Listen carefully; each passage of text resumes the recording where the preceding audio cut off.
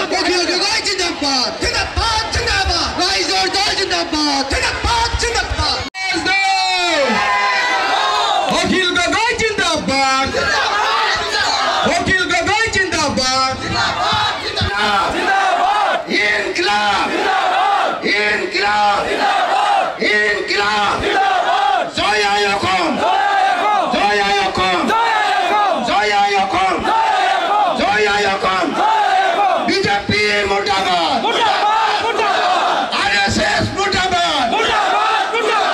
RSS মুৰ্দাবাদ BJP চৰকাৰ নিৰ্বাচিত বিজেপি চৰকাৰ নিৰ্বাচিত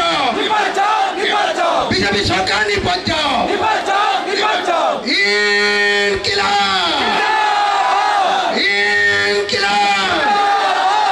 ইনকিলাব জয় অসম জয় অসম জয় অসম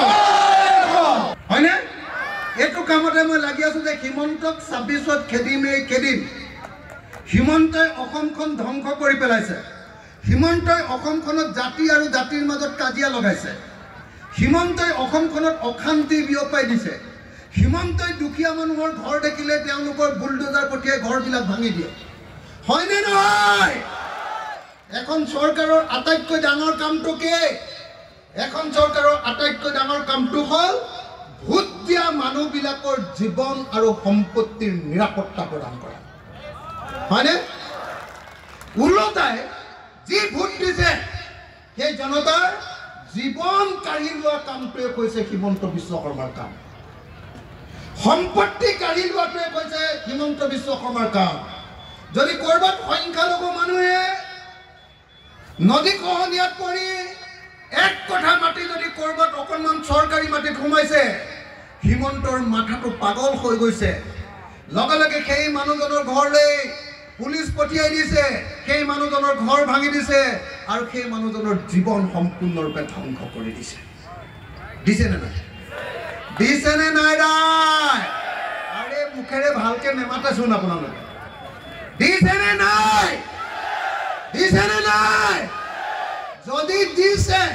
তেতিয়াহ'লে এই কংগ্ৰেছ আৰু এআইডিএফৰ এমএলএ গীটাৰ নিচিনাকে মুখখন বন্ধ কৰি থৈ দিলে নহ'ব হয়নে নহয় মুখখন বন্ধ কৰি থৈ দিলে নহ'ব চিঞৰিব লাগিব ক'ব লাগিব যে দেশদ্ৰোহী জাতিদ্ৰোহী সাম্প্ৰদায়িক 2 নম্বৰী হিমন্ত বিশ্ব শৰ্মাক যেতিয়ালৈকে খেদিব নোৱাৰিম তেতিয়ালৈকে আমি কেতিয়াও শান্তিত নহওঁ হয়নে নহয় হয়নে নহয় হয়নে নহয় হয়নে নহয় হয়নে নহয় সেইকাৰণে শ্ৰদ্ধেয় ৰাইজ আপোনালোকৰ ওচৰলৈ আহিছোঁ যে 2026 চনত বিজেপিক অসমৰ পৰা খেদিব লাগিব আৰু 2026 চনৰ পৰা অসমৰ হিন্দু মুছলমান খ্ৰীষ্টান জৈন বৌদ্ধ শিখ পাৰ্চী যিমান মানুহ আছো সবৰে মিলা প্ৰীতিৰে শান্তিৰে থাকিবলৈ পাব লাগিব হয়নে নহয় সকলোৱে কাম কৰি ভাত খাবলৈ পাব লাগিব হিন্দু মুছলমানৰ কথা কয় ৰাস্তা নবনোৱাকে থাকিলে নহ'ব হিন্দু মুছলমানৰ কথা কয় স্কুলবিলাক চৰকাৰীকৰণ নকৰিলে নহ'ব ৰাস্তাবিলাকে হিন্দু মুছলমানৰ কথা কয় হস্পিটেলত ডাক্তৰ নিদিয়াকে এনেকৈ হস্পিটেলবিলাক এনেই বেয়া কৰি পেলালে নহ'ব হয়নে নহয় ৰাইজ হয়নে নহয় সেইকাৰণে মই আপোনালোকক ক'ব খুজিছোঁ যে যেতিয়ালৈকে আমি হিন্দু মুছলমানৰ দিব নোৱাৰিম তেতিয়ালৈকে অসমত এটা ভাল ৰাস্তা পোৱাটো কেতিয়াও সম্ভৱ নহয় কথাটো বুজিছে যেতিয়ালৈকে হিন্দু মুছলমানৰ ৰাজনীতি কৰি থাকিম তেতিয়ালৈকে ভাল হস্পিটেল এখন বিচাৰিব নোৱাৰি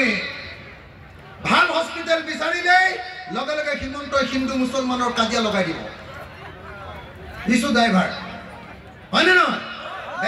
যিকোনো খবৰৰ বাবে যোগাযোগ কৰক